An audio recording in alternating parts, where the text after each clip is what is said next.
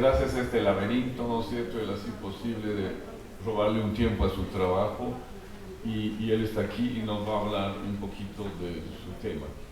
Bien, lo decíamos y vamos a ir efectivamente a la presentación de nuestro invitado, Diego Collazos. Él es un profesional que nos acompaña hoy en la mañana. Cuenta con formación académica en desarrollo urbano, planificación urbana, desarrollo de políticas de vivienda, resiliencia urbana. Además, ha participado del programa de intercambio universitario en Italia, entre varias actividades como académico.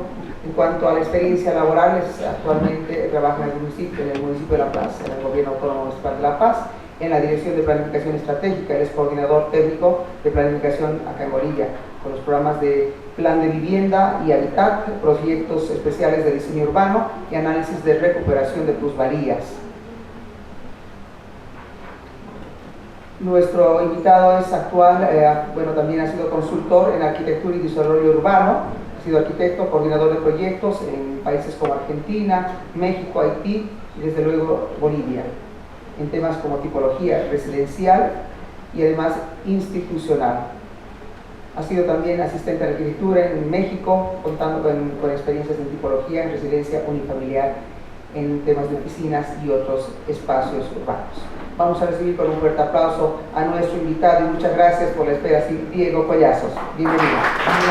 Muchísimas gracias y mis disculpas por llegar tan tarde. Realmente yo tenía muchas ganas de ver todas las exposiciones, ¿no? Y me sentía muy interesado, especialmente por lo que iban a traer las personas que vienen de Canadá. Más bien me ha dado tiempo de ver un poquito de Bianca, que realmente ha tocado un tema muy relevante como es el deslizamiento, y justamente por eso no pude venir a tiempo, porque estamos, bueno, en la alcaldía estamos como locos con el tema del deslizamiento, y realmente estamos ahí, teníamos que hacer inspecciones y todas esas cosas y ver cómo vamos a poder rehabilitar o reubicar a los damnificados, ¿no? Entonces fue un tema bastante complejo, es un tema bastante complejo y que podríamos hacer otro coloquio sobre ese tema, pero ahorita ya vamos a enfocarnos más a lo que hemos venido a conversar, ¿no? Y creo que es importante generar estos escenarios de conversación, de interacción entre diferentes áreas.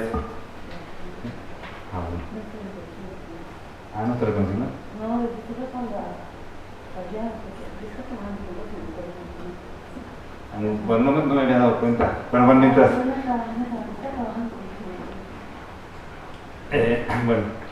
mientras resolvemos esos temas técnicos,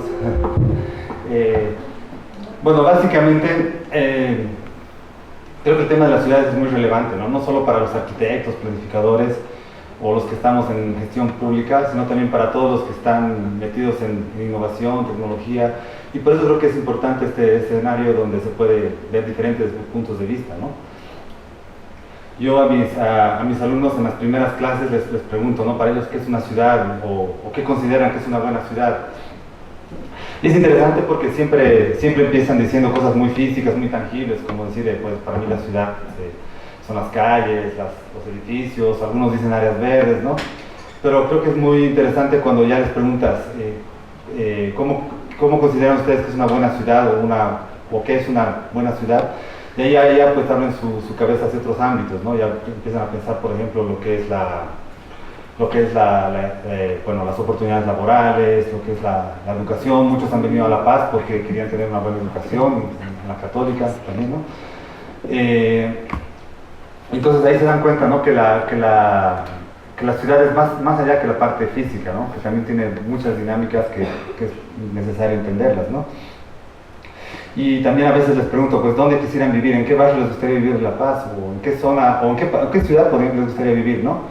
Y ahí me llama mucho la atención cuando dan respuestas muy interesantes, cuando dicen, no, pues a mí me gusta La Paz porque he vivido aquí siempre, está mi familia, mis amigos, ¿no? Entonces creo que es clave entender que la ciudad va más allá de la trama urbana, de los espacios públicos, o los espacios privados, ¿no? Sino también tiene que ver mucho con la relación que tiene el humano con la ciudad, ¿no? Con el entorno, con las dinámicas, y cada uno experiencia la ciudad de una forma diferente. Pues yo voy a experimentar una forma, tal vez ustedes como estudiantes tienen una experiencia diferente, los que vienen a visitarla también conocen la ciudad desde otro ámbito, ¿no? Entonces, cada experiencia termina forjando una memoria histórica, una memoria urbana, que al final de cuentas es lo que es la identidad urbana, ¿no? Entonces, en esta presentación voy a tratar de tocar algunos elementos principales que considero que se han estampado como parte de la identidad urbana de La Paz, que para mí, pues, bueno, yo no soy paseño, pero para mí es una ciudad fascinante, ¿no? Es una ciudad que vale la pena descubrirla, vale la pena entenderla, a veces nos puede frustrar, pero creo que es una ciudad muy interesante, que creo que todos los que vienen aquí y conocen, pues quedan fascinados, ¿no? Y empezando ya por la temática de la identidad urbana, pues no podemos dejar de hablar de la topografía, ¿no? de los aspectos naturales, ¿no? La ciudad está conformada en un valle que es impresionante, ¿no? Lleno de montañas, lleno de farallones, taludes, ¿no? O sea, toda la charla cuando uno habla de la ciudad, pues es las pendientes que hay que subir, que hay que bajar, ¿no? Entonces creo que es muy interesante que una ciudad se haya enclaustrado en esta simbiosis entre lo que es el espacio natural con los asentamientos urbanos, ¿no? Porque realmente se está mezclando ambos aspectos y se está generando una tipología de ciudad muy interesante, muy llamativa, ¿no? Donde nuestros principales hitos urbanos son las montañas, es el Illimani, la Muela del Diablo, ¿no? Entonces es muy interesante que nuestros sitios sean de un aspecto natural, digamos, ¿no?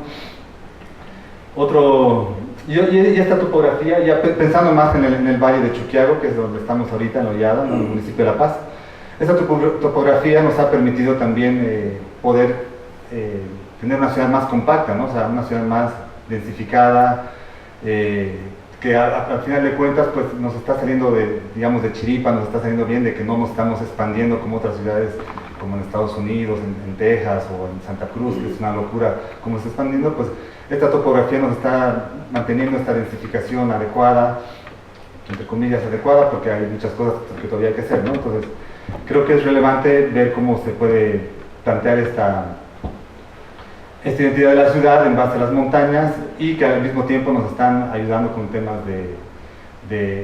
con tendencias muy importantes en temas de urbanismo, como puede ser la ciudad compacta, densificada y no expandida, ¿no?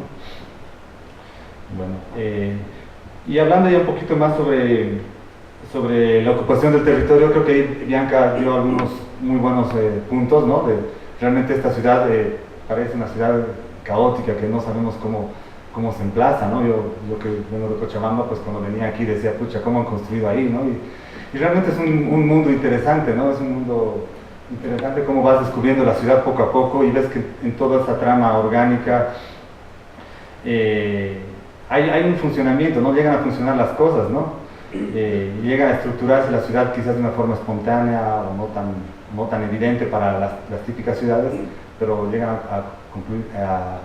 a concretizarse este tipo de estructura urbana orgánica, ¿no? Y creo que esto también tiene un origen, ¿no? O sea, creo que es importante hablar un poco cómo la Revolución Nacional ha sido quizás uno de los hitos más importantes de la configuración actual que tenemos de la ciudad, ¿no? Porque realmente la Revolución Nacional, a pesar de que ha logrado muchas muy buenas políticas de inclusividad, de evitar la segregación con los movimientos campesinos, indígenas, también ha sido muy importante en el tema de la ocupación del suelo, ¿no? Del acceso al suelo para las poblaciones que eran tradicionalmente olvidadas, digamos, ¿no? Y en ese sentido, pues la reforma urbana, que es de 1956, lo que plantea es básicamente que los terrenos de más de 10.000 metros sean entregados, bueno, que estén subutilizados, sean entregados a los campesinos, a los obreros, para que ellos los puedan ocupar, ¿no? Lamentablemente esto no fue de la mano con una estrategia de planificación o de ordenamiento territorial. Entonces estos asentamientos fueron consolidados de una forma muy espontánea, ¿no? Donde no había mucho espacio para los espacios de uso colectivo, áreas verdes, las mismas vías, si van en las laderas, son muy angostas, ¿no? Pero así con esa espontaneidad, pues se ha llegado a conformar esa estructura urbana que es bastante interesante, ¿no? Que llega a lograr esas funciones urbanas que muchas veces que muchas veces no, a la simple vista parece que no existieran, pero cuando uno va conociendo los barrios ya se da cuenta que todo va funcionando, ¿no? Y también creo que es interesante resaltar que muchas de esta ocupación urbana se logró a través de costumbres tradicionales, digamos, andinas, ¿no? Por ejemplo, el tema del AINI, donde la gente pues, de forma colaborativa puede trabajar conjuntamente en un ámbito de comunidad, o el mismo Pasanaco, que es un sistema de préstamo rotatorio, o el anticrético, que es una forma de tenencia quizás un poco alternativa, ¿no? Que creo que en muy pocos países funciona, ¿no? Pero lo interesante de esto es que esta gente que ya tenía acceso a la ciudad, tenía acceso al suelo, al mismo tiempo no tenía acceso al financiamiento de sus viviendas, ¿no? Entonces este tipo de sistemas tradicionales pues ayudaron a que la gente pueda acceder a sus viviendas, a consolidar sus espacios, ¿no? Y bueno, también en el tema de la ciudad no podemos dejar de hablar quizás de un nuevo fenómeno que está sucediendo en los últimos años, ¿no? Bueno, o que ha tomado mucho revuelo en los últimos años, ¿no? Y en ese sentido estaremos hablando un poco de la nueva arquitectura andina, más comúnmente conocida como los cholets, ¿no? Que creo que es un fenómeno muy interesante, ¿no? O sea, y hay mucho debate sobre esto, ¿no? Porque la gente dice, pues esto no es arquitectura, o no es, no es andino también, que tiene de cosmovisión andina estos edificios, ¿no? Pero la verdad es que yo creo que más que la parte quizás académica o teórica, creo que lo más interesante de esto es que son proyectos que responden a un fenómeno sociocultural muy interesante, ¿no? Porque ya no estamos hablando del indígena, digamos, o del andino, que es esa mezcla entre la cosmovisión andina y la herencia de la colonia, que está mezclada con temas de religión católica, con temas de tradiciones, bueno, milenarias, ¿no? Pues aquí era una mezcla, digamos, que generaba, pues, muchas cosas, ¿no? Como el carnaval, la vestimenta de las cholitas, los instrumentos de las bandas, pues es esa mezcla, ¿no?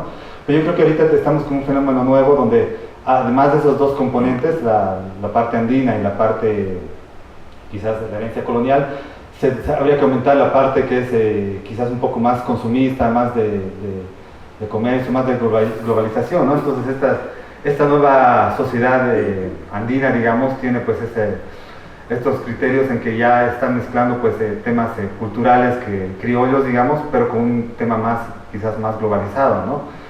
Entonces cuando uno ve estos proyectos y dice, pues, bueno, esta casa estilo Iron Man, ¿qué tiene que ver con andino, no? Pues yo creo que en realidad no hay que pensar tanto así, sino hay que pensar que es una nueva visión de la sociedad andina, ¿no? Y creo que es un tema relevante, ¿no? Para nuestra identidad como ciudad, ¿no? Y si hablamos también de ciudades compactas otra vez, creo que también tiene unas cosas muy interesantes, ¿no? Porque maneja una densidad bastante adecuada, ¿no? O sea, son entre 5 y 7 pisos, o sea, no es ni muy exagerada y no es tampoco una densidad muy baja que promueva la expansión ilimitada, digamos.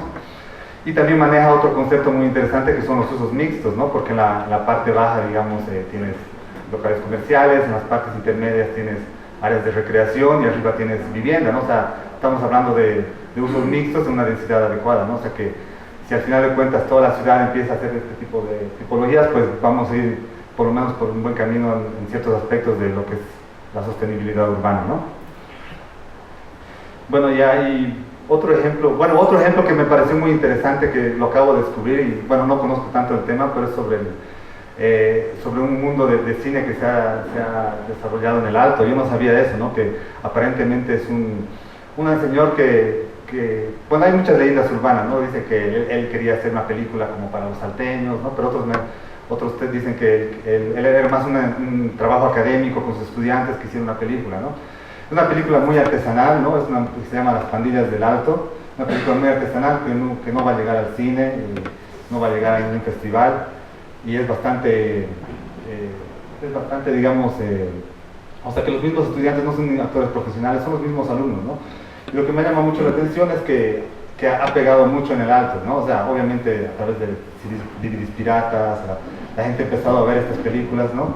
Y se ha generado una especie de mercado, una especie de Hollywood alteño, donde hay varios que ya están empezando a hacer este tipo de películas, ¿no? Entonces, como algo innovador respecto, no sé, a una economía naranja poco ortodoxa, digamos, me parece algo muy interesante este tipo de situación donde se puede tal vez ver esa vinculación, digamos, local con temas que son tal vez más globales, ¿no? Y creo que como la mayoría de aquí son de administración de empresas o están metidos en temas de innovación, creo que lo importante es encontrar ese tipo de puntos específicos o oportunidades de desarrollo donde puedan trabajar, ¿no? Bueno, pero a pesar de lo que he dicho, yo siento que en gran medida La Paz no es una ciudad muy globalizada, ¿no? O sea, creo que comparando con otras ciudades que me ha tocado vivir, creo que es algo bueno que se está manteniendo una identidad bastante autóctona y a pesar de que cada vez tenemos más influencia, digamos, del mercado occidental, digamos, tenemos también bastante identidad local, ¿no? Y en este sentido creo que se están generando buenas iniciativas, ¿no? A través de emprendedores, colectivos que están trabajando en cosas innovadoras, que resalten la cultura local, ¿no? Un ejemplo que me parece muy interesante es el del restaurante Gusto, ¿no? Que no soy tan experto en el tema, pero me parece que ha sido una especie de laboratorio, un experimento que el mejor restaurante, uno de los mejores restaurantes del mundo haga una sucursal aquí, ¿no? Y bueno, sí sabemos que quizás está un poco alejado de la realidad económica de la gente, pero creo que ese efecto de esa propuesta ha hecho que la gente mucho más revalore, digamos, la gastronomía local, ¿no? Y he visto que cada vez hay más restaurantes que están buscando estilizar la comida boliviana, desarrollar tal vez platos mucho más, con una cultura más de calidad, digamos, con una cultura gastronómica. Y me parece interesante que es algo que se pueda reforzar, digamos, ¿no? para mantener esta identidad, pero también evolucionar, ¿no? No decir vamos a estar trancados en nuestra herencia tradicional de identidad, sino que podemos evolucionar y ser innovadores en el camino. Y luego, luego quería hablar un poquito del espacio público, ¿no? El espacio público es un poco contradictorio porque realmente yo siento que el espacio público en La Paz, especialmente en el eje central, se lo vive mucho, ¿no? Hay mucha vida en lo que es las plazas, las calles, ¿no? O sea, siempre ves danzarines, ves grupos, bueno, ves las ferias dominicales, ves grupos de algunos gente que está estudiando, no sé, hasta he visto samuráis en la Plaza Baró, hay de todo, ¿no? O sea, pasa de todo. Pero a pesar de eso, creo que hay un déficit muy fuerte de lo que es el espacio público, ¿no? O sea, y eso bien tiene que ver un poco con lo de la reforma urbana, ¿no? Porque la reforma urbana, al haberse asentado de una forma espontánea, pues no se reservaron áreas para la gente, para el espacio público y para el uso colectivo, ¿no? Entonces, es medio irónico que a pesar de que tenemos bajos índices de espacio público, tenemos un muy buen uso y una diversificación del espacio público, ¿no? Y muchas veces, sí, a veces nos quejamos de que se está apropiando mucho el comercio o de que cierran calles por las entradas, pero creo que es importante porque es una forma de diversificar los usos, ¿no? Que la gente de alguna forma se apropie del espacio, que se apropie de un término de incentivar el uso, no de que se apropien, de que se lo agarren, ¿no? Entonces creo que esa es una característica muy importante, ¿no? Porque tenemos en el centro tenemos algunos espacios interesantes, pero en las laderas nuestro déficit lo estamos como que viendo desde un punto de vista más quizás colaborativo o más colectivo, ¿no? Bueno, aquí un ejemplo de cómo se usa las áreas públicas, las calles. Como vean, pues no hay ni siquiera un espacio para las aceras, ¿no? Uno tiene que compartir con los autos, ¿no? Pero de alguna forma pues la gente pues disfruta este espacio y lo adapta y lo celebra, digamos, ¿no? Y finalmente, pues un poquito hablando de temas de movilidad urbana, es otro tema que también tiene que ver mucho con bueno, bien que estaba tomando algunos ejemplos del teleférico, ¿no? Y creo que últimamente ha habido unas buenas iniciativas referentes a lo que es a la planificación del transporte público, ¿no? Tanto teleférico como el Puma están buscando un poquito planificar este transporte masivo.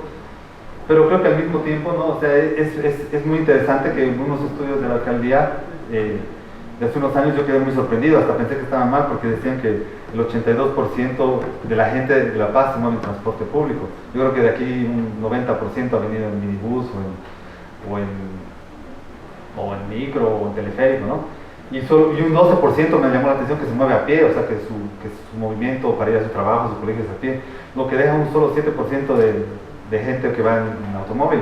Me parece un índice muy bajo, o sea, ciudades como Lima, Bogotá, pucha, darían lo que sea por tener estos índices, ¿no? Y claro, sí nos quejamos de los minibuses que son incómodos, que son planeadores, que son maleducados y hasta peligrosos, ¿no? Pero están dando un servicio a la ciudad, ¿no? Están dando un servicio a la ciudad y que realmente si no fuera por eso, realmente la ciudad colapsaría. O sea, venir de aquí a la curva de Holguín tardaríamos media hora en auto, ¿no? Entonces, creo que es interesante aprovechar esta oportunidad que nos está dando que la idiosincrasia de la gente que use transporte público, que se mueva en transportes masivos. Bueno, no sé qué tan masivo es un minibús, pero es mucho más masivo que un auto, ¿no? Entonces, en ese aspecto, y también otra cosa que me llama la atención es que ese hecho de que la ciudad se haya hecho de una forma tan compacta, tan poco estructurada, también genera estas graderías que me parecen muy interesantes, ¿no? Que parte de nuestra identidad, que la gente se puede mover a través de las graderías, ¿no? Y bueno, ya pues un poquito para concluir este tema, ¿no? O sea, me hubiera gustado ver un poco las anteriores presentaciones para ver un poco cómo podemos relacionar el tema con ciudades inteligentes, ¿no? Siento que aquí en Bolivia estamos un poquito abajo, digamos, o estamos empezando en muchos temas, pero creo que hay iniciativas interesantes, ¿no? Cada vez hay más, digamos, emprendimientos que fomentan, digamos, las ciudades inteligentes. Hace poco vi que la Católica lanzó una aplicación que se llama Ventón. Pues eso es una aplicación ideal para promover una ciudad sostenible, para promover una ciudad eficiente, ¿no? Entonces ese tipo de emprendimientos creo que vale la pena reforzarlos, ¿no? Y creo que desde el punto de vista de La Paz, bueno, a nivel municipal, sí ha hecho algunos avances interesantes, especialmente en los aspectos de la gestión del gobierno electrónico, o también la gestión de sistemas de información georreferenciada. Creo que hay cosas interesantes, pero en sí hay mucho todavía por trabajar, ¿no? Pero como conclusión de esto quiero decirles básicamente que creo que es muy relevante conocer la ciudad, ¿no? Conocer la ciudad, y no solo la parte, digamos, de planificación urbana, de urbanismo, sino todas las funciones urbanas, ¿no? Ya pueden ser temas de transporte masivo, pueden ser temas de desarrollo económico, pueden ser cualquier tema, ¿no? Porque en ese tipo de conocimiento uno puede encontrar oportunidades relevantes, puede encontrar ámbitos donde uno puede innovar, ¿no? Y entonces creo que la innovación tiene que ir muy de la mano del contexto, ¿no? Y si el contexto lo entendemos de una forma adecuada, podemos generar proyectos o programas o emprendimientos muy eficientes, innovadores, que promuevan las ciudades inteligentes, que promuevan las ciudades eficientes, compactas, ¿no? Y podamos hacer una mejor ciudad desde todos los sectores, ¿no? Desde todos los sectores que fungen como la ciudad, ¿no? Pero creo que es importante no perder la identidad, ¿no? Porque si perdemos la identidad de ciudad, si perdemos nuestros valores como ciudad de La Paz, ahí estaremos perdidos, ¿no? Entonces creo que vale la pena buscar esa innovación a través de la identidad local, ¿no? Muchas gracias. Bien, muchas gracias, y a nuestro último invitado, Diego Collazos. Vamos a abrir el diálogo, unos minutos seguramente hay consultas, hay preguntas, hay algún intercambio de ideas, o seguramente algo que aclarar, sobre todo a nuestros expositores.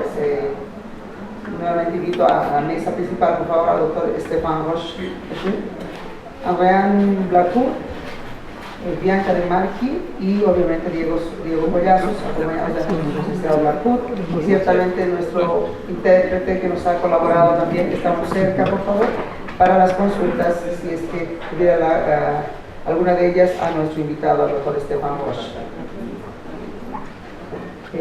Vamos a usar el micrófono. Sí, tenemos acá, ya, atrás tenemos, sí, son estudiantes de las carreras, seguramente administración de empresas, arquitectura, probablemente de diseño gráfico. Se identifican brevemente si son estudiantes y de qué carrera, y se presentan, por favor, a los exponentes, y dirigen, por favor, de forma directa la consulta al investigador, al profesional que les pueda contestar o responder o aclarar algún punto. Adelante, te pones de pie, gracias. Buenos días, soy Diego Cruz de la carrera de turismo. Mi carrera va dirigida a Estefan. Va asociada, voy a decirle de manera lenta para que la pueda traducir. Va asociada con el tema de la implementación de la tecnología y la cultura. Entonces, muchas veces la tecnología es un gran avance para lo que vendría a ser la sociedad, pero se podría decir que quizás es un retroceso para la cultura, porque si bien a perder quizás saberes ancestrales o la gente se vuelve comodona, no sé, la gente, claros ejemplos en el campo, como mucha gente perdió sus tradiciones al ingresar maquinaria o ese tipo de cuestiones. Entonces mi pregunta es, ¿cómo se puede aplicar la tecnología de una manera responsable o quizás, no sé, sostenible para que se mantengan todo lo que vendría a ser lo que somos y lo que siempre fuimos, ¿no? Porque en países en los que hay mucha tecnología, mucha globalización, se puede ver que son escasos en cultura, ¿no? Como Estados Unidos, por ejemplo. Y eso sería. Sí, es una buena pregunta.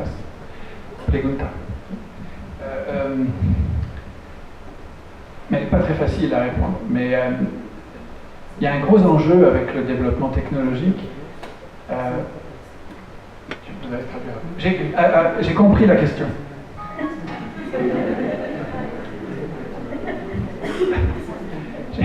J'ai compris la question, mais je ne peux pas répondre en espagnol.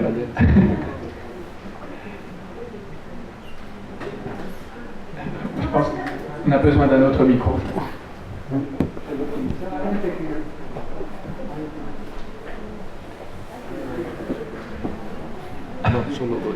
C'est compliqué.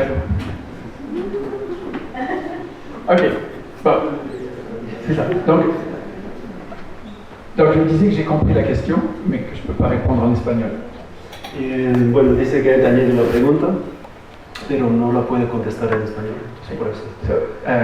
C'est une bonne question, mais c'est une question complexe parce que la majorité de la technologie est effectivement construite, pensée selon un modèle très occidental. Es una cuestión muy compleja porque la tecnología fue pensada para un modo de pensamiento muy occidental. Et c'est vrai pas seulement l'enjeu n'est pas seulement pour des cultures qui seraient différentes de celles qui ont donné naissance à la technologie, c'est vrai aussi par rapport au caractère inclusif de la technologie, comme en parlait un peu Andréane, c'est-à-dire que la technologie, elle est conçue en général pour un homme blanc de 40 ans. La tecnología está concebida para hombres blancos de 40 años. No es muy inclusivo. Donc cet enjeu d'inclusion, pas seulement sur les questions culturelles, mais sur de l'ensemble de la population, c'est vraiment important.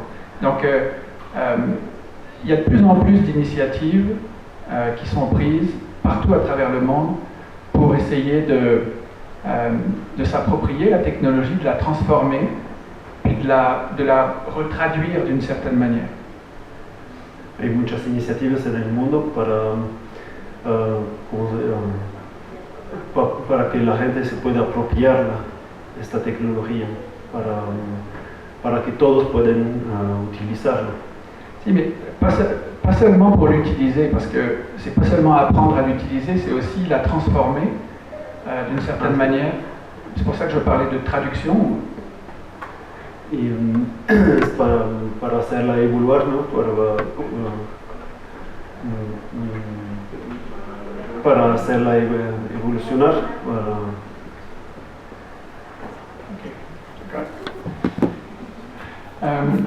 Donc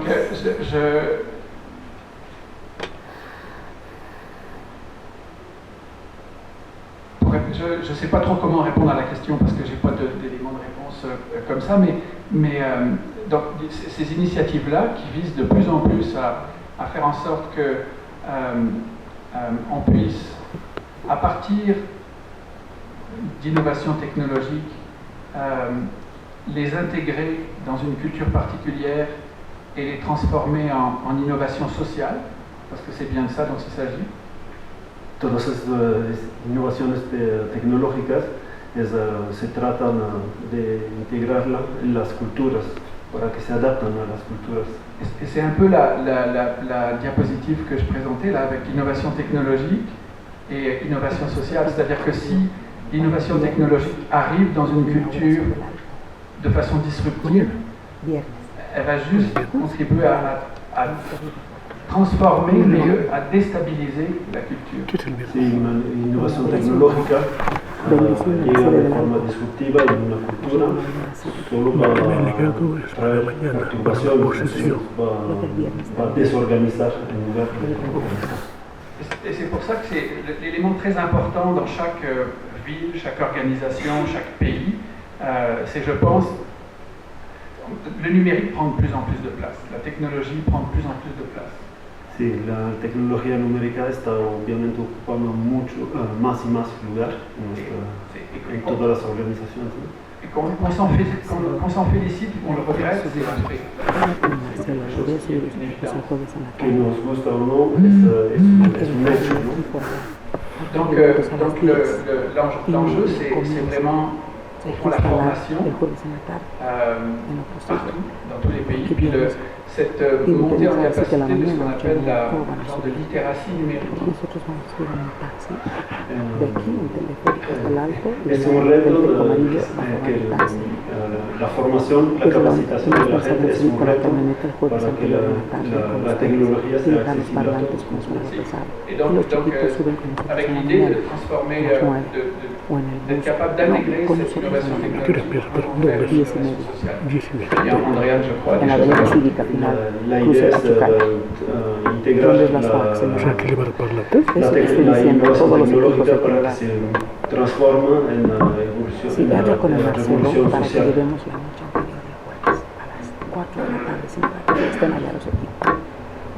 Yo quisiera, digamos, precisar lo que se puede hacer en este caso, por ejemplo, de la cultura y de la tecnología.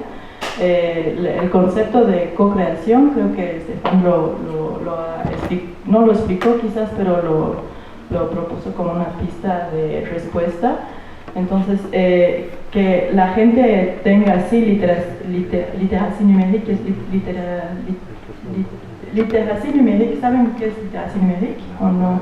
Es como, o sea, aprender a leer, pero aprender a manejar la tecnología, pero no solo manejarla de modo como consumo, pero de saber cómo inventarla y cómo se piensa también, para que la gente pueda tener ideas propias, suyas, y inventar objetos, ¿no?, de tecnología. Por ejemplo, esta aplicación Aventón, los estudiantes sabían cómo hacerla y conocían las necesidades específicas de la ciudad de La Paz para hacer la aplicación.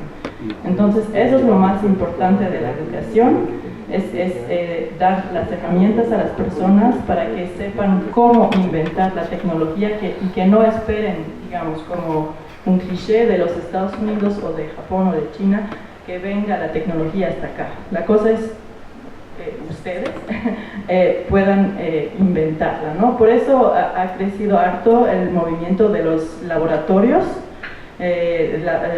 donde hay mucha impresión 3D y esas cosas, donde dan clases a los niños para que puedan manejar la tecnología, no tener miedo y no pensar que es una caja negra o cerrada, opaca, que no entiendan, ¿no? Que sepamos cómo escribir el código y todas esas cosas. De ese modo es más fácil que la cultura esté realmente plasmada dentro de la tecnología y que se pueda mantener la práctica de la cultura, ¿no? Eso.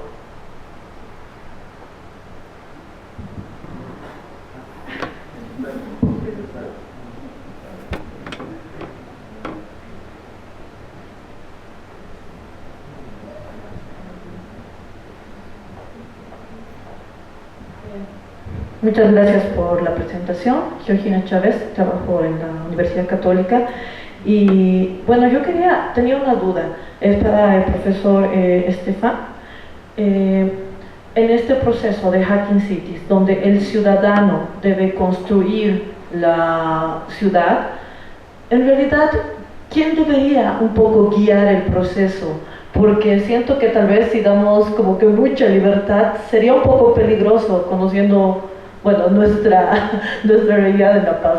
No sé, o cómo ha funcionado quizás en otras ciudades.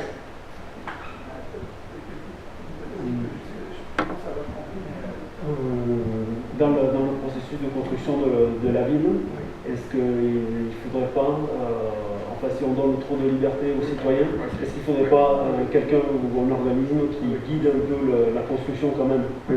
Je suis entièrement d'accord, oui, c'est pas, mon message, c'est pas de donner les clés de la ville à la population sans qu'il y ait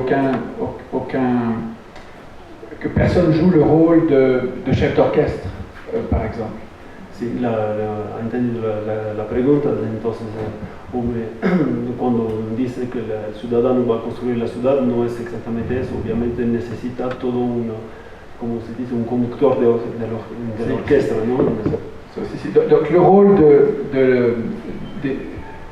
des élus locaux, le rôle des architectes, des urbanistes, des services de la ville est important. El rol de los servicios, que sean políticos, arquitectos, organización de la ciudad, son muy importantes. C'est juste qu'aujourd'hui, on peut plus imaginer, je crois, maintenant qu'on comprend beaucoup mieux ce que sont les villes, on ne peut pas imaginer ne pas prendre en compte du tout ce qu'est la vie des citoyens dans leur quartier. Al día de hoy es difícil concebir una ciudad.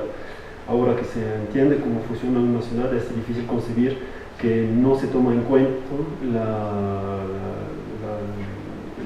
lo que quieren los ciudadanos, ¿no? la vida de los propios ciudadanos. D'autant qu'avec la technologie de plus en plus présente, il y a la capacité de chacun à aller accéder à de l'information, à partager l'information, à donner son avis, elle est de plus en plus importante. Y entonces con la tecnología hay acceso a la información, hay posibilidad de opinar, de interactuar. Donc il y a la possibilité aussi aujourd'hui pour les spécialistes d'avoir accès à une information géolocalisée de grande précision, à de l'information, comment on pourrait dire, en direct du terrain, a laquelle il était difficile d'accéder avant. Sí, la tecnología da acceso a los especialistas a informaciones que están en directo, en vivo y geolocalizadas. Entonces hay mucha precisión en la información. Et donc c'est plus ça l'idée de Hacking City, c'est l'idée de dire les citoyens ne doivent pas juste être des capteurs passifs, c'est-à-dire des gens desquels on va extraire de l'information parce qu'ils la produisent, mais plutôt on va devoir les engager comme des capteurs actifs, des gens qui vont contribuer parce qu'ils vont être invités à contribuer pour venir apporter plus d'intelligence aux décisions qui vont être prises dans l'aménagement et la planification. Sí, la idea es que los ciudadanos pasan no solamente de sensores pasivos, pero que traen inteligencia y se vuelven como sensores activos en la construcción y la evolución de la ciudad. Puis au fond, je termine là-dessus, au fond c'est de penser différemment. Dans les démocraties, on a beaucoup, on base la gestion et la décision de la ville sur une démocratie représentative. Mon idée n'est pas d'aller contre la démocratie représentative, mais il y a un besoin d'intégrer une forme de démocratie plus participative et de trouver une articulation entre les deux. A día de hoy no se trata solo de democracia legislativa, representativa, pero también democracia activa, ¿no? Participativa de parte de los ciudadanos. Vamos a agregar cositas, un poco a partir de las la pregunta. Yo entiendo, bueno, como boliviana que conozco las organizaciones sociales y la forma en que funciona esta sociedad tan asociativa, ¿sí?, que les decía, tan agremiada, ¿no?, y tan politizada, creo que a ratos nos cuesta entender esta idea de Hanking City porque aparece como una reacción a un Estado republicano y democrático bien instalado, que es algo que no tenemos del todo en Bolivia. La forma como funciona nuestro Estado, nuestro gobierno, tenemos un presidente que está hace 14 años y piensa que va a seguir, digamos, ahí tienes, por ejemplo, a mí me parece súper interesante que en Cochabamba tenemos crisis de identidad, de liderazgo, pero es porque no tenemos un caudillo que nos guíe. En La Paz sí hay, entonces aparece como si hubiera un liderazgo, pero lo cierto es que no tenemos mucha esta idea, la idea de democracia representativa republicana, la tenemos como enunciado, pero no como una experiencia tan fuerte como está en otros estados-nación, ¿no?, está en otras ciudades. Entonces, nuestras ciudades son Hanking City. Se autoproducen y tienen como un funcionamiento político ya que se han autorregulado mucho, y por eso también se han autorregulado porque vivimos con miedo, y si no nos asociamos, nos derrumba. O sea, el Estado es tan débil en el fondo que necesitan líderes muy fuertes y una sociedad civil muy organizada, ¿no?, y eso nos ha permitido funcionar. Entonces creo que la forma en que se piensa esta relación entre Smart City, Hanking City en Bolivia, deberíamos pensarlas desde otras perspectivas probablemente, ¿no? Entonces, es interesante el estímulo de la discusión, pero también es cierto que es una discusión que funciona mucho mejor en ciudades que han experimentado un Estado republicano y democrático, que no está en nuestro caso. Nosotros hemos tenido un breve fase de democracia política representativa del 85 hasta el 2005, con todas sus crisis, que ha funcionado hasta por ahí. Después hemos entrado a esta época de otra lógica, ¿no? Entonces hay que ver cómo funcionan nuestras ciudades, ¿no?, y hay que ver hasta qué punto estas metáforas son las útiles para nuestras ciudades. Por eso yo les he propuesto otra metáfora. Probablemente hay que buscar las metáforas que nos ayuden a entender el tipo de ciudad que tenemos y a innovar en nuestra ciudad, asumiendo que la tecnología está aquí y no se va a ir, ¿no? Yo quería añadir unas cositas más, ¿no? O sea, creo que a veces, pues, la idea de pensar de que los ciudadanos van a ser los que van a como un poco dirigir esta ciudad, ¿no? Pues creo que tal vez tenemos una mala percepción, ¿no?, de que pues estamos pensando tal vez en los bloqueos, los movimientos sociales, todo eso, ¿no? Pero en realidad creo que los movimientos o los procesos participativos son muy importantes para todo, y en Bolivia más que nunca, ¿no? Y no es tampoco algo que es muy nuevo, ¿no?, porque estos procesos participativos desde los años 60 se han visto como una solución para dar solución a los problemas de vivienda, de los asentamientos, ¿no? Las mismas tendencias, digamos, de mejoramiento de barrios vienen desde un enfoque participativo, ¿no? Y mucha gente pues cree que estos procesos participativos son la clave para que sean exitosos los proyectos, ¿no? Que los sectores sociales no solo sean informados o solo se les socialicen sus propuestas, sino que también sean partícipes activos, ¿no? Y también es importante entender que estos sectores participativos o estos actores participativos tienen que tener influencia en los proyectos o en los programas para que puedan ser más exitosos, ¿no? Porque muchas veces vemos proyectos que de vivienda espectacular que están vacíos. Entonces, ¿por qué? Porque tal vez no ha habido esa socialización con los beneficiarios, ¿no? O muchos proyectos que se caen o no funcionan por este tipo de cosas, ¿no? En el tema de las ciudades inteligentes y quizás de las tecnologías, creo que pueden ser una herramienta muy importante, y que de hecho son una herramienta muy importante para lograr estos procesos participativos, y que podrían ser mucho más eficientes para que la gestión pública o la gestión urbana se maneje de una forma más adecuada.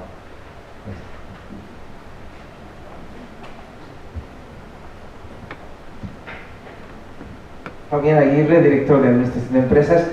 Primero, muchas gracias, muy interesante y mucho para reflexionar, para meditar respecto a la responsabilidad individual y como organización que tenemos desde la universidad.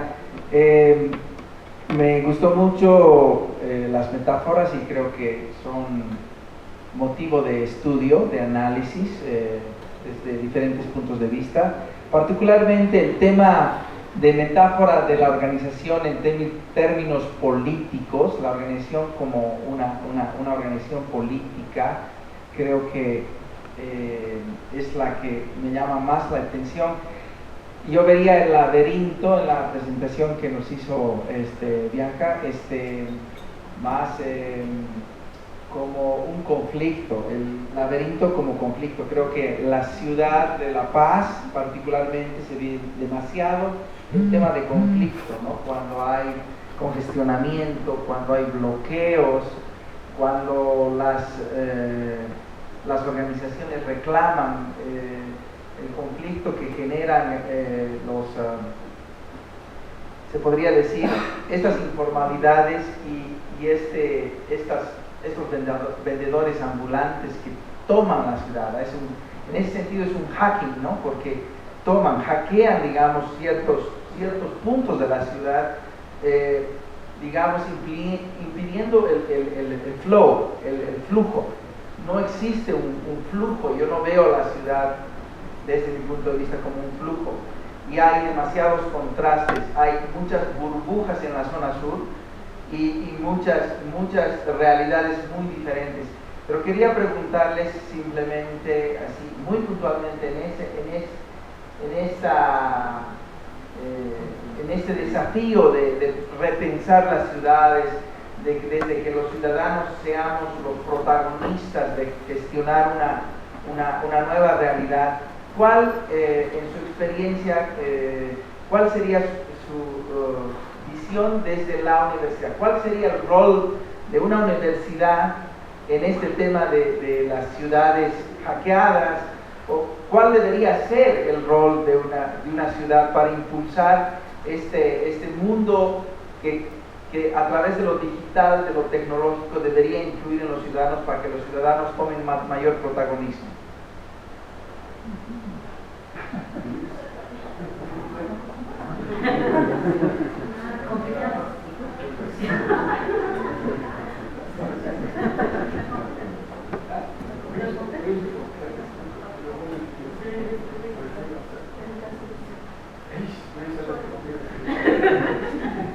J'ai pas de solution. J'ai pas de solution miracle en tout cas. Mais je pense qu'elle est. Le rôle de l'université, je le vois à deux niveaux. Bueno, no tiene solución, pero veo el rol de la universidad en dos puntos. Le premier niveau, c'est en lien avec ce qu'on évoquait de la formation, mais pas juste de la formation des étudiants qui sont là, présents, mais on parle beaucoup de formation tout au long de la vie. Bueno, el primer punto sería de la capacitación, pero no es solo la capacitación de los estudiantes, pero todo a lo largo de la vida, es decir, et je crois que les universités ont un rôle à jouer plus important qu'elles ne jouent aujourd'hui dans cette formation, pas seulement terminale ou initiale plutôt, mais dans la formation à la fois, on le fait. Il y a déjà, les universités investissent déjà dans la formation des personnes âgées, des personnes retraitées, mais entre les étudiants et les personnes retraitées, il y a beaucoup de monde. Et ce monde-là est assez ignoré. Entonces lo que dice es que en las universidades hay formación inicial, es decir, de jóvenes estudiantes, hay también ahora capacitación para personas ancianas, pero entre los dos hay un lugar que está un poco olvidado. Donc je crois que les universités doivent travailler plus avec la dynamique associative, par exemple, qui peut se développer, doivent être beaucoup plus des acteurs de développement social qu'elles ne le sont. Pas seulement, encore une fois, pour apporter une expertise technique sur comment on utilise ça ou comment on l'intègre dans sa pratique, mais plus largement sur comment, c'est quoi le rôle d'un citoyen dans une ville anthropocène, dans une ville qui est aux prises avec le phénomène d'urbanisation croissant, avec le changement climatique et avec le numérique qui arrive. Je vais commencer, je vais reprendre. Okay. Je vais reprendre. Donc, l'université doit être beaucoup plus un acteur de développement social. La universidad tiene que estar un actor de desarrollo social. Doit être beaucoup plus, doit travailler beaucoup plus avec les associations, avec la dynamique associative. Y tiene que trabajar más con las asociaciones y aprovechar de la dinámica asociativa. Sí, sí, sí. Pero consciente de este antropoceno, Sí, porque este antropoceno tiene como tres partes, ¿no? Tiene esta parte digital, que es la parte de cambio climático y de crecimiento urbano, de explosión urbana, ¿no? Entonces, estas tres dimensiones son las que tiene que ser capaz de leer la ciudad. O sea, la universidad tiene que interactuar con esta dimensión de antropoceno que supone el crecimiento urbano contemporáneo, ¿no?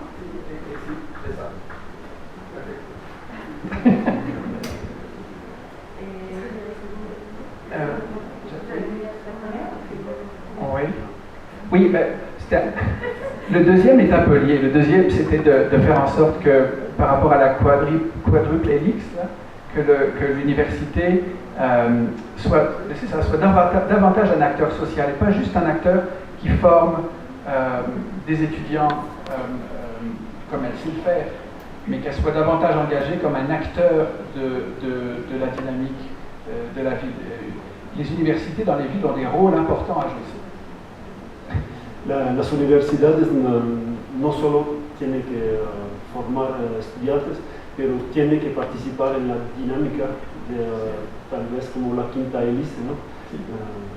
Puis il y a toujours un enjeu là, parce que l'université doit rester, à mon avis, neutre, mais on sait que les choix d'aménagement, les décisions sont très politiques. Et donc l'enjeu pour l'université, c'est d'être un acteur et un partenaire, mais quel que soit, j'allais dire, le pouvoir politique qui est en place. Sí, la universidad tiene que quedarse neutra, pero sin embargo participar y acompañar o articular, como decías, la évolution, la progression. Mais c'est certainement plus dur, dépendamment des contextes politiques dans lesquels, c'est-à-dire que ce qui peut éventuellement fonctionner à Québec doit fonctionner différemment à La Paz. Je ne connais pas assez le contexte. Lo que funciona en Québec tal vez no funcionará en La Paz porque bueno, no sabe exactamente cómo funciona La Paz. Sobre lo que ha dicho el colega Stefan, me gustaría agregar solamente una cuestión, porque además conozco la Universidad Boliviana. Pienso que habría que invertir más en investigación y en investigación interdisciplinaria, ¿no? Porque ¿qué es lo que nos sucede mucho en la Universidad Boliviana? Que cada carrera, cada facultad, cada programa es como un pequeño reino que cuida las personas, o sea, un poco para la disciplina también, y porque efectivamente no hay trabajo. O sea, yo tengo mi espacio de administración, mi espacio de arquitectura, y nosotros medio que venimos de espacios así cruzados.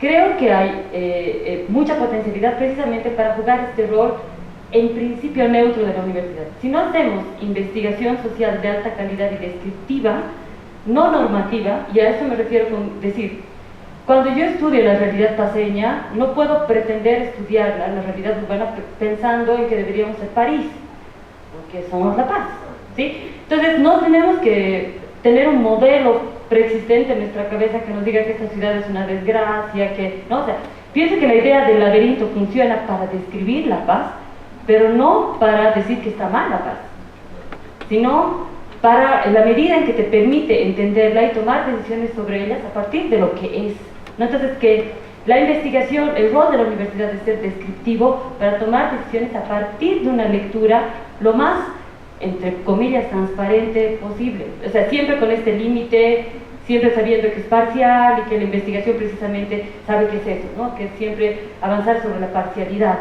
¿no? Pero creo que ese es un rol importante que deberíamos jugar y que no se juega tanto en las universidades bolivianas. Investigación transdisciplinaria y que avance en estas descripciones de objetos urbanos, descripciones de lugares donde todos nos encontramos, donde todos tenemos que tomar decisiones conjuntas y sobre los cuales tenemos fracciones. Los sociólogos hacen una cosa, los historiadores hacen otra cosa, los administradores hacen otra cosa y después no tienes cómo ensamblar, ¿no? Entonces hay que encontrar espacios de investigación interdisciplinaria que permitan ensamblar, ¿no? Bueno, yo quiero añadir unas cosas respecto al rol académico en las ciudades, ¿no? Yo creo que el momento, o sea, los estudiantes tienen que verlo como que ese es un momento para poder soñar, para poder innovar, ¿no? Porque luego cuando salen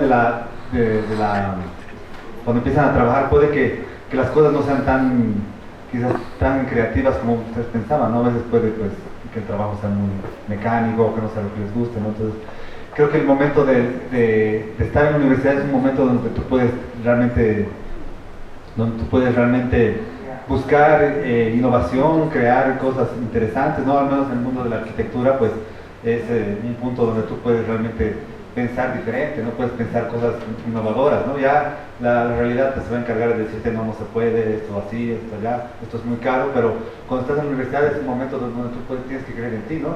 Y hay muchos ejemplos, ¿no? Yo no he estudiado aquí, de hecho he vivido muy poco tiempo en Bolivia, pero hay muchos ejemplos de cosas que han salido de las universidades y que se han vuelto, no sé, empresas, o se han vuelto consultorías de trabajo, ¿no? O sea, creo que es muy importante poder desarrollar ese tipo de características para que no todo se quede en lo académico, sino que se pueda también transferir en algo más tangible, ¿no?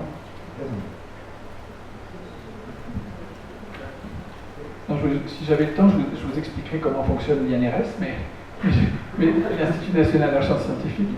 Si tenía tiempo, le explicaría cómo funciona el Instituto Nacional de Investigación Científica. Mais la chose importante, c'est qu'on fête nos 50 ans cette année. Donc on est 3 ans plus jeunes que vous. Sí, ahora cumplen 50 años, o sea, 3 años menos que ustedes. Mais quand l'INRS a été créée, elle a été créée sur une base interdisciplinaire et intersectorielle. El INRS fue creado sobre una base interdisciplinaria y intercultural. On n'a pas de faculté, on n'a pas de discipline, on a juste des centres de recherche qui sont organisés autour d'objets de recherche. Sí, están organizados alrededor de objetos de investigación. On en a un sur tous les enjeux d'environnement, d'eau et des enjeux d'environnement, d'eau, de géologie, etc. Un punto es todos los retos acerca del medio ambiente, agua. On en a un sur les enjeux d'urbanisation, de culture et de société. Uno sobre urbanización, cultura y sociedad. Un autre autour de tout ce qui est recherche médicale et biotechnologie. Un otro lo que es investigación medical y biotecnologías. Puis un sur énergie, matériaux, télécommunications. Otro sobre énergie, matériaux, y materiales. Et télécommunications. Et à l'intérieur de chacun de ces centres, il y a des professeurs, chercheurs qui viennent de toutes les disciplines. Y adentro de eso hay profesores que vienen de todas las disciplinas.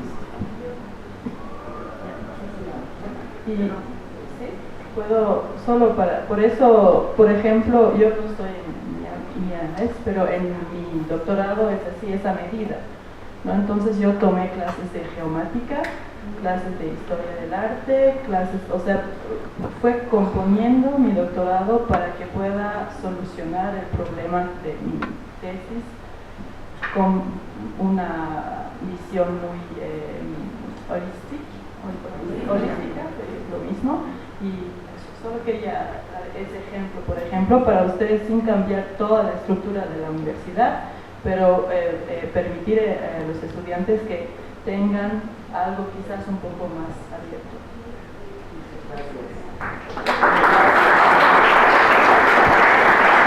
Muchas gracias y sin duda alguna el diálogo puede seguir y ciertamente el tiempo ya nos está acaparando. Vamos a cerrar este evento y para ello nos hemos permitido invitar a nuestro director académico regional de la Unidad Académica Regional La Paz, el señor José Luis Pérez Ordóñez, a quien cedo la palabra, por favor, con las palabras de clausura del evento.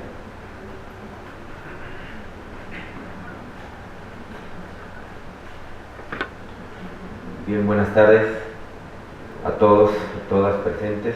Agradecer a Stephanie Roch, André Amblacut, a Bianca De Marchi y Diego Collazos por este trabajo importante que han compartido con la universidad y con nuestros estudiantes. También agradecer y resaltar que los expositores vienen de Quebec y que Stephanie y André están aquí presentes con su participación propia, es decir, con sus propios medios, y han tratado de compartir su experiencia y sus conocimientos en el tema, de forma totalmente desprendida hacia la universidad, que es un elemento que pretendemos respaldar y resaltar, y darles un aplauso, por favor, agradeciendo por eso. Felicitar también al director de carrera por la iniciativa, al director de carrera de Administración de Empresas, licenciado Aguirre, al profesor Blackwood, que también siempre es intrépido en estos temas que pueden interesar a nuestra colectividad y a nuestra ciudad, por lo que hemos recibido del contenido del tema. A los profesores presentes, agradecer por su presencia. Sin duda, el tema del Smart City y el Hacking City es un tema que se tiene que ir tratando ya. La universidad, desde el centro investigativo que tiene y desde toda la parte investigativa, tiene que crear estos espacios de investigación, ¿no es cierto?, como un mejor ambiente para desarrollarlas.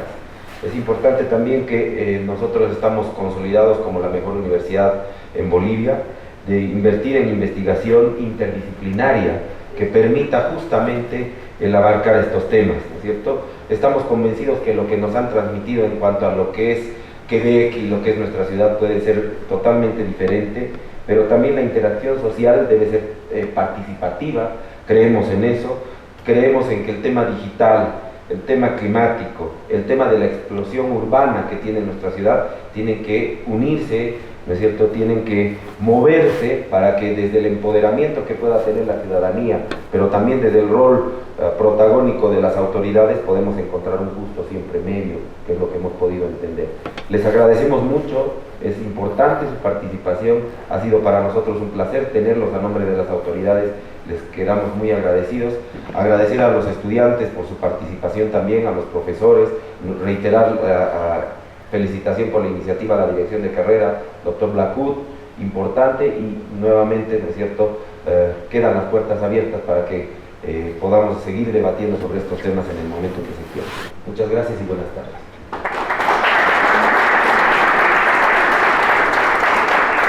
Muchas gracias, y con estas palabras damos por concluido este coloquio sobre Hacking City, nuevas formas de inteligencia urbana. A nombre de las autoridades vamos a hacer obsequio de estos pequeños regalos en agradecimiento a su presencia, y vamos a brindar un fuerte aplauso a todos y cada uno de los investigadores que nos han acompañado. Nuestro director académico saluda, y nuestro profesor también, Alejandro Blackwood, agradece su presencia.